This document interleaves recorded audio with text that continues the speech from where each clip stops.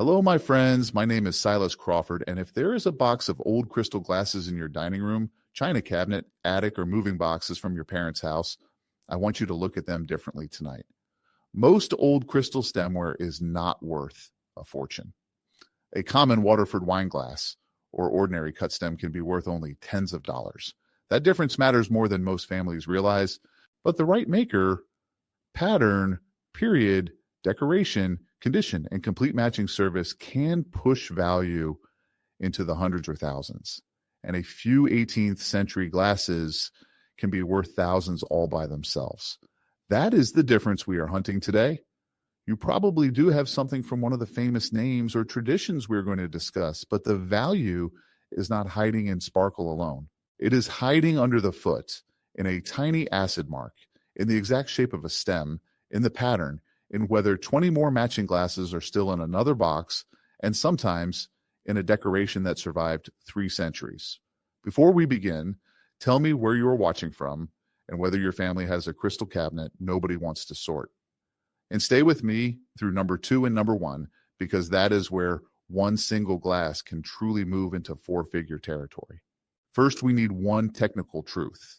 Crystal glasses is a broad commercial term. Right? Traditional lead crystal contains a high proportion of lead oxide, which increases brilliance and refraction, but not everything collectors call fine crystal is lead crystal. Moser is famous for lead-free crystal, and René Lalique glass made before 1945 should not be confused with the lead crystal associated with later Lalique production. So weight, ring, and sparkle are clues, not identification. Quick favor before we start turning these glasses over. If you like learning how to identify valuable old household pieces before somebody donates them, breaks up a service, or sells them for the price of lunch, subscribe to the channel. Every week, I break down makers, patterns, marks, periods, condition clues, and the little details that separate common pieces from serious collector finds, and the next valuable one may already be sitting behind your cabinet door. Now put a soft towel on the table and start with the base. Look underneath the foot, in the center, around the outer edge of the foot, and near the lowest part of the bowl. Use strong side lighting and a magnifier. Acid-etched marks can look like nothing more than a faint frosted smudge. Look for a name, monogram, model number, artist signature, country, or surviving paper label. Do not scrub the base with abrasive cleaner trying to reveal a mark. A faint signature can disappear, and fresh abrasion makes attribution harder. Also remember that no permanent signature does not automatically mean fake. Baccarat relied heavily on paper labels between 1860 and 1936. St. Louis also has early production without consistent permanent marking. Georgian glasses and many American brilliant pieces are legitimately unsigned. Next, separate true hand cutting from press decoration. Lead crystal is often heavy, bright, and relatively soft enough to take deep polish cuts. Real hand-cut work drops below the surface with crisp edges, polished interiors, and tiny human variation. Press decoration is born in a mold, so it tends to look more rounded, mechanically repetitive, and may show mold lines. A polished pontil can support hand finishing, but it does not identify a maker by itself. And a mold line does not automatically disqualify a piece because some legitimate glass was molded first, then cut or engraved afterward. Cut to clear means a colored layer lies over clear glass, and the cutter removes that layer to reveal the colorless interior. It can be highly desirable when the maker, pattern, and period are right. Then identify the form separately from the pattern. Is it a water goblet, claret, wine glass, champagne coupe, flute, cordial, liqueur, sherry, tumbler, or old-fashioned glass? Measure height, rim diameter, foot diameter, stem details, and capacity. A few millimeters can reveal another generation or a rim that was ground down after a chip. Never call every Waterford glass with diamond cuts Lismore, and never call every faceted Baccarat glass Harcourt. Pattern plus form plus measurement is the real identification. Number 10 is Waterford Lismore and the older Irish patterns. Modern Waterford production resumed in 1947, and Miroslav Havel designed Lismore in 1952. Look for the familiar combination of diamond cuts and long wedge cuts inspired by Lismore Castle, a faceted stem, and a discrete Waterford mark under the foot. Earlier marks can appear in Gothic lettering, with later scripts and seahorse branding appearing afterward. Lismore is the most likely piece in this entire countdown to be sitting in an American home because it became Waterford's most recognizable pattern and a favorite wedding and gift service. But popularity is exactly why a single common used Lismore stem usually sells for tens of dollars, not thousands. Small groups can reach tens to a few hundred. The money appears when you find discontinued Irish-made patterns such as Colleen, Alana, or Powerscourt, unusual forms, or large coherent services. A large Lismore service sold through Bonhams in 2023 for $2,816, including premium. That was a service, not one glass. Never divide a big service price mechanically and call every stem equally valuable. Complete matching sets receive their own premium. Also, do not confuse Marquise by Waterford with the higher value lines, and do not assume anything marketed as Irish crystal is Waterford. Number 9 is Baccarat Harcourt, introduced in 1841 and still one of the most recognizable designs in French crystal. Harcourt has a hexagonal foot, 6 large vertical facets around the bowl, and a stem with 3 distinct knops or nodes. Look for Baccarat France, the red octagonal paper label, or the circular acid mark with the Maison symbols. Baccarat says it began systematically signing creations in 1860, but between 1860 and 1936, that signature was usually a paper label. Acid engraving became standard in 1936. That means an early genuine Harcourt can exist without the permanent mark people expect today. Common vintage Harcourt can sell around $50 to $250 per glass, depending on form, age, and condition. Scarce colors, boxes, and uncommon forms can move higher. A broad 20th century Harcourt service realized 6,000 pounds at Christie's. Again, that is the complete service effect. Do not compare a single wine glass to a multi-dozen place setting. The trap is shape. A heavy faceted glass with a hexagonal foot is not automatically Harcourt. Compare the 6 panels, the triple knop stem, the exact dimensions, and the mark era, and never use current retail replacement prices as automatic resale value. Number 8 is St. Louis, especially the gilded thistle and callow services. The service that became thistle originated in 1908 and took the thistle name in 1913. Look for Venetian-style striping, beveled cuts, arabesques, and thistle decoration in 24-karat gold or platinum. Callet uses rich gilded borders with vines and flowers. St. Louis reports signing pieces from 1869, first with labels, and using acid-etched marking from 1936, but earlier production was not always permanently marked. This matters because an old unsigned piece can still deserve research. Common vintage St. Louis glasses can sell from tens into a few $100s each. Excellent gilded thistle can rise higher. A 42 glass Callet service realized 3,250 pounds at Christie's. Complete thistle or Callet services can therefore move into the thousands, especially when the gilding remains strong.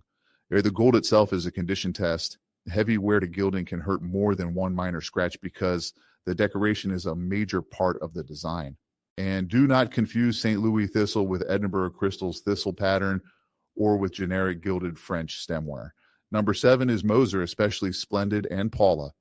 Moser was founded in 1857 in Karlovy Vary, Carlsbad. Splendid appeared in 1911. Paula dates to 1902. Splendid usually shows a faceted bowl, a broad band of gold or platinum arabesques or enthemion decoration, and cross-cut diamonds below the rim. Paula has a flower-like silhouette, a decorative crown where bowl and stem meet, engraved flowers, and rich 24-karat gold. Look for cursive Moser within an oval Moser Carlsbad, Moser Czechoslovakia, painted gold signatures or surviving labels, but the mark must agree with the period and the object. Moser is also where the ring test can mislead you, because the company is famous for lead-free crystal. If it does not sing like traditional lead crystal, that does not make it fake. Single glasses can roughly range from $100 to $500 depending on form, color, gilding, and age. A 16-piece Splendid service sold for $2,500. Another service brought $8,750 at Christie's in 2021. A much larger 125-piece service sold for $4,320, including premium, in 2024. That proves quantity alone does not set price. Pattern, condition, timing, and buyer demand matter. Fresh-looking gold on a generic blank plus a suspicious new signature is not proof of Moser. Compare cataloged cut, color, foot finish, and mark. Number 6 is J&L Lobmayer of Vienna, founded in 1823. Here, the value can depend more on designer authorship than on heaviness or deep cutting. Look for imperial services, 19th century historismus pieces, and designs by Josef Hoffmann, Adolf Loos, Michael Powolny, and other Wiener Werkstätte figures. Lobmayer glass can be surprisingly light, refined, finely engraved, enameled, or precisely proportioned. The historical mark is a very discreet intertwined monogram connected with J and L Lobmayer and Wien, often under the foot, and some pieces retain labels. Common loose pieces may stay in the tens or low hundreds, while designer goblets, pears, elaborate enamel work, and rare catalog designs can climb much higher. A partial engraved Lobmayer service realized 3,640 pounds at auction. The trap is the phrase Vienna crystal.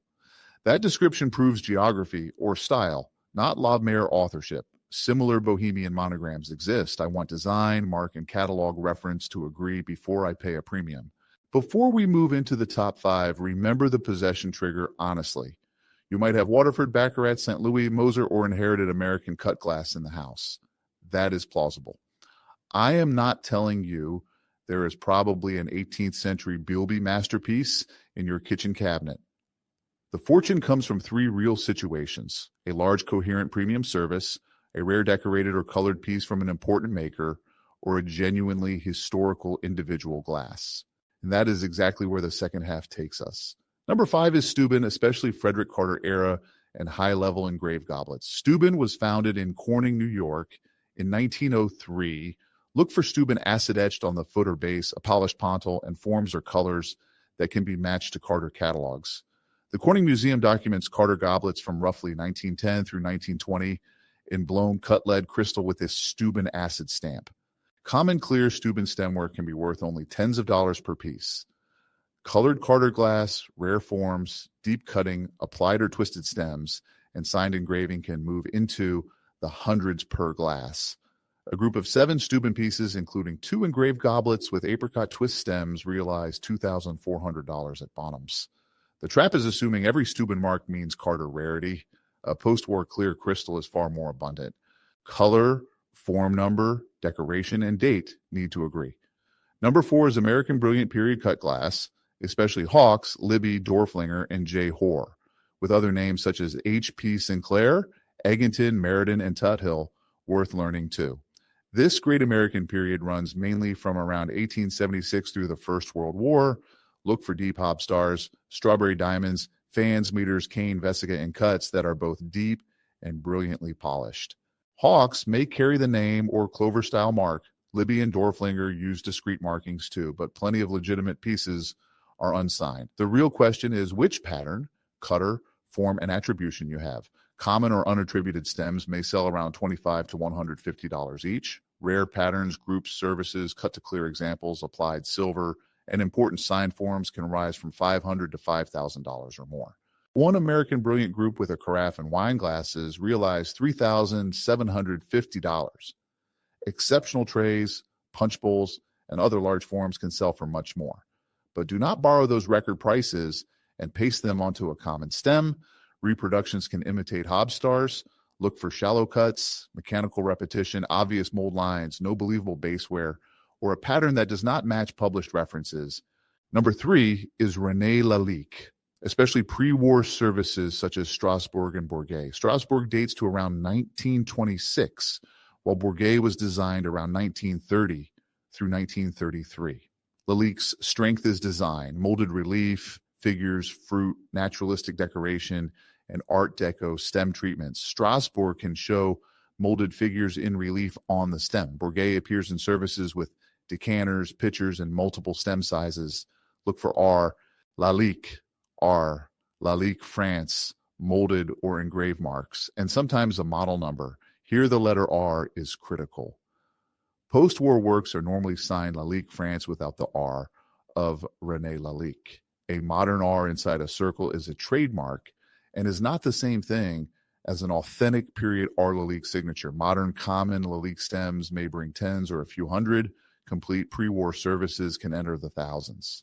A Bourget service designed in the early 1930s realized 6,875 pounds at Christie's. Our Lalique is heavily faked. A signature means nothing. If the model does not exist in the catalog, the mark style is wrong for the period, or the wear does not make sense. Pre-1945, René Lalique glass should also not be casually described as traditional lead crystal merely because dealers use the word crystal broadly. Number 2 is the Georgian Jacobite engraved glass, usually from roughly 1740 through 1760. This is where a single glass can genuinely be worth thousands. These are historical objects linked symbolically to the Jacobite cause. Look for a 6-petaled heraldic rose, open or closed buds, oak leaves, stars, thistles, Prince of Wales feathers, words, or Jacobite mottos. Stems may be plain, air twist, or the much rarer color twist. The conical foot and honest 18th century wear need to match the claimed age. Less important examples can remain in the hundreds.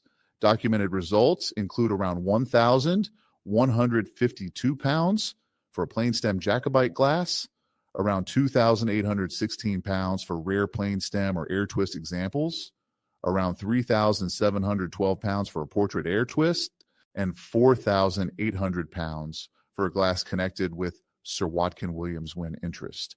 Extraordinary color twist examples can go much higher, but one engraved rose does not make a glass Jacobite.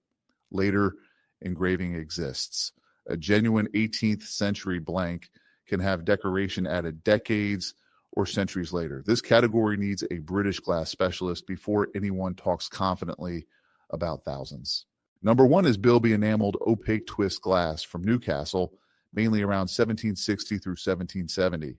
This is the holy grail because the best combine 18th century glassmaking, twisted stems, rare enamel, authorship, and survival. Look inside the stem for white opaque threads twisted through the glass. Then study the bowl for fine white or polychrome enamel showing landscapes, buildings, pastoral scenes, bead borders, coats of arms, or inscriptions. Many are unsigned, so attribution depends on form, enamel, painting style, construction condition, and provenance. Simple or damaged examples can remain in the hundreds, but the best truly justify the word fortune.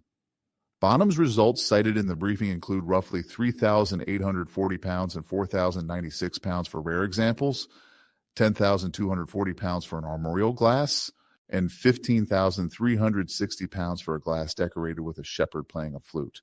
This is also why later enamel is a serious danger. White paint plus opaque twist does not equal Bilby. An expert needs to judge whether the enamel, wear form, and glass all belong together. Now let us turn the countdown into a practical inspection. Start by lining a table with a soft cloth. Separate the glasses by pattern, height, color, and obvious generation.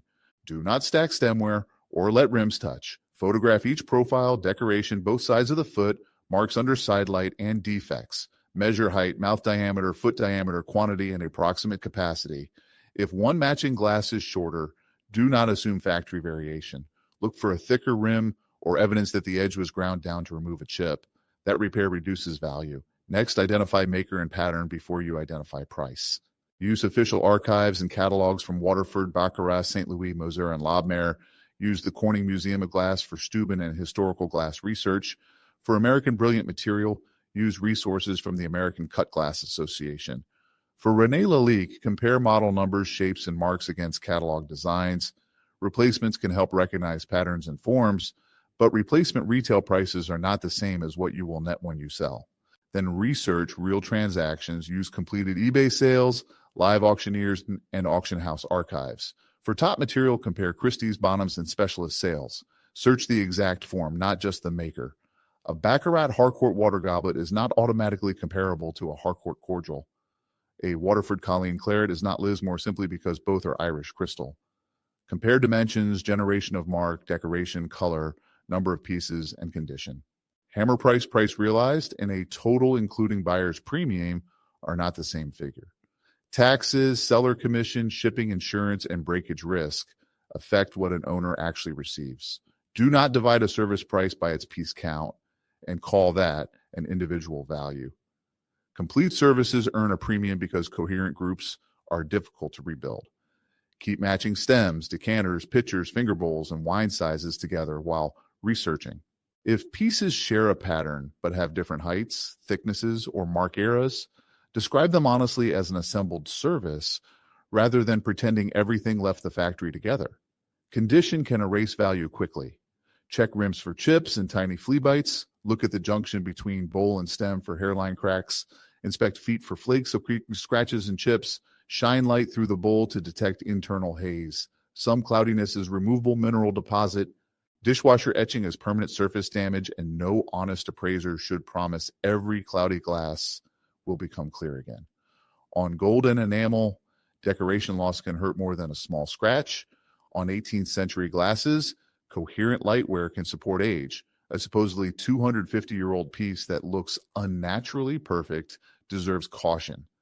Inspect joints under light for adhesive residue or refractive changes. Do not use steel wool, abrasive paste, acid polishing machines, or do-it-yourself rim grinding kits. Do not repaint gold or enamel.